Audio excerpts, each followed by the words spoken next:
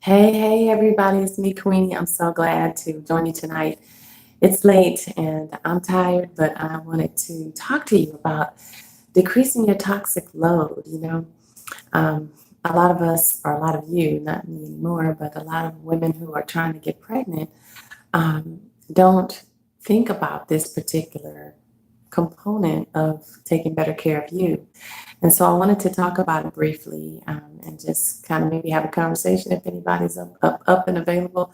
I think this is my first live on YouTube, so I just wanted to give it a shot and see how it would go and just test it out. But anyway, so in talking about reducing your toxic load, what the heck does that mean? Well, I often say that our bodies are electromagnetic biochemical engineering masterpieces. But essentially, our bodies are machines. And we obviously are not our bodies. We are the spiritual energy that lives in the body. But as that driver of the machine, we have to be mindful of what we do and what we put in our bodies, and not just what we put in our bodies, but also what we put on our bodies. Our skin is our largest organ, and most of us don't take into account how what we put on our bodies impacts everything. And so I wanted today to just talk about it briefly because there are things that we do that disturb the machine. And so today I want to offer you a little bit of love work. And so what I want you to do is pay attention tomorrow when you wake up, from the start of your day to the end of your day. And I want you to pay attention to what all you put on your body. And then I want to talk about it because when you think about it, let's just start from the beginning. When you wake up in the morning, you brush your teeth, that's toothpaste. And I said I wanted you to do some love work, so I want you to write it out. I mean, if you have a journal, go ahead and jot it down so that you can just keep track and know what your toxic load is. I guess I should have started with what that means. So the chemicals that we put on our bodies, they all have a way of interacting with one another. And I see someone's watching. Hey there, let me know who you are. Welcome. The chemicals that we put on our bodies have a way of interacting with one another. And sometimes they interact in a way that we don't necessarily, that doesn't necessarily help support our bodies. And so let's just start at the beginning. In the mornings when you wake up, you start with your toothpaste, and then you put up maybe some um, mouthwash. Well, both of those might have fluoride in them, and that impacts your body in a way that's not necessarily helpful for conception. Then let's go to your face. You put on your moisturizer, your cleanser, your moisturizer. Some of us use a toner.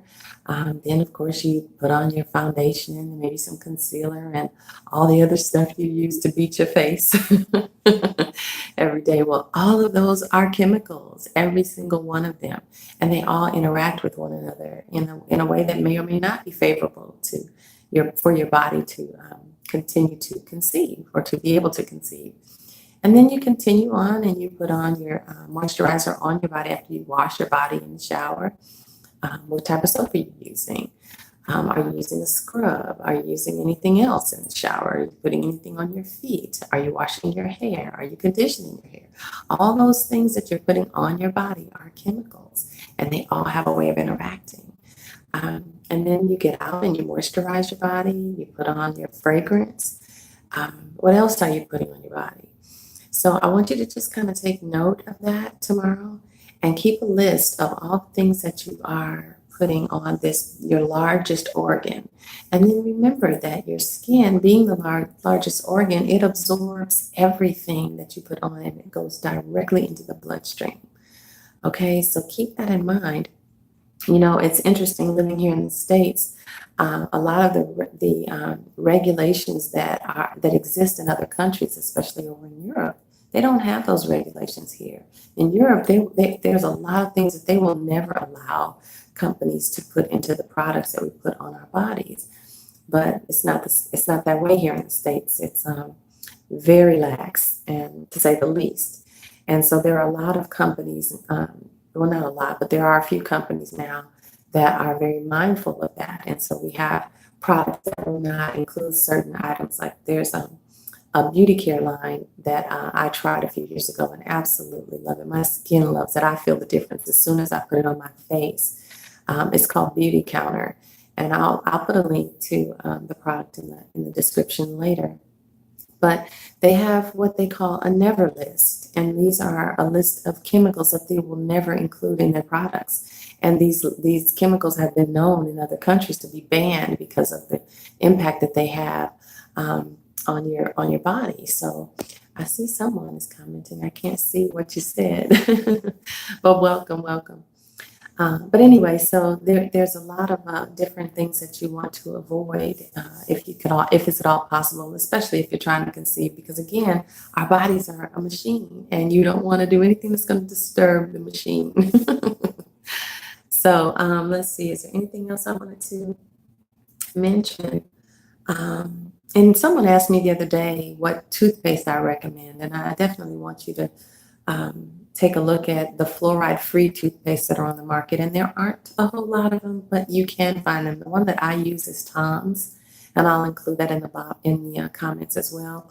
But also keep in mind, I made the mistake of buying Tom's thinking that it was fluoride-free, and it wasn't.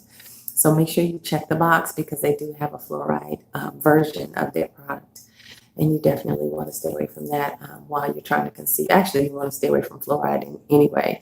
It's in our water, yes, it's in our toothpaste and mouthwash and so forth. But as I mentioned on another video, fluoride has the ability to impact our pineal gland.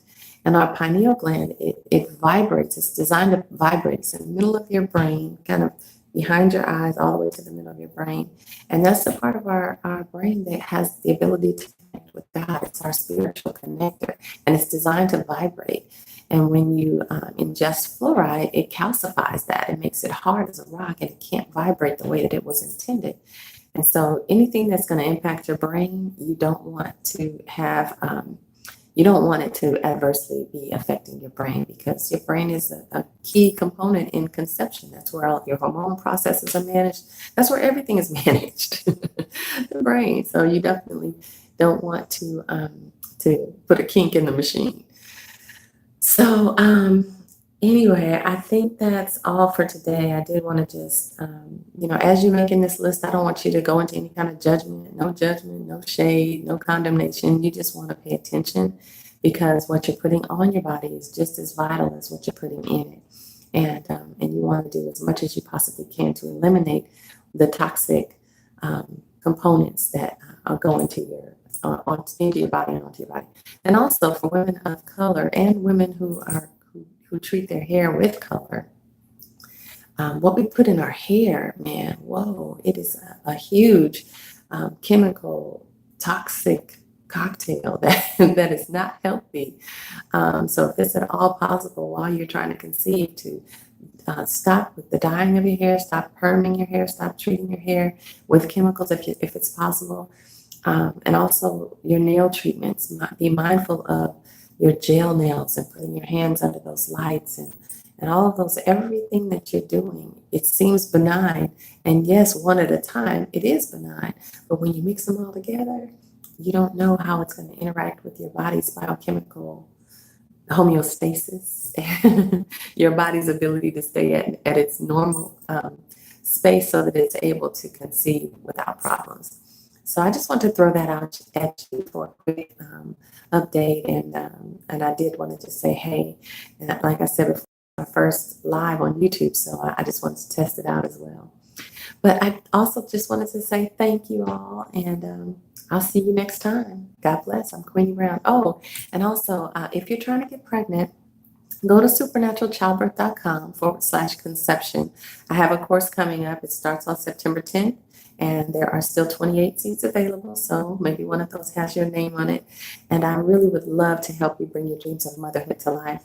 If you know my story, I was told that, well, first I had a debilitating illness that lasted almost 2 decades. And in the midst of that, they told me I'd never be able to conceive and never be able to have babies and a whole bunch of other things. And here I sit today. I am a mom of 2 beautiful miracle babies, and I'm excited about that God has done in my life, and I'm just grateful for it. And And I learned a lot through the process. I had to first learn how to love myself. I had to learn how to heal myself. And I had to walk in that healing and in the manifestation of it so that I could have my babies. And so now I want to teach women how to overcome those challenges as well, especially if they've been challenged with conception, if they're older, if you've had miscarriages. I suffered 2 miscarriages through the process as well. So I have a lot of wisdom where this is concerned, and I felt like I need to share so that I can help more women overcome these obstacles and manifest their dream of being a mom. So I hope you are one of them. I look forward to getting to know you and learning more about you as well. And thanks for checking out my live. And I'll see you again soon. God bless. I'm Queenie Brown. Bye-bye. Now, how do I stop this thing? We'll see. Thanks for watching. Bye.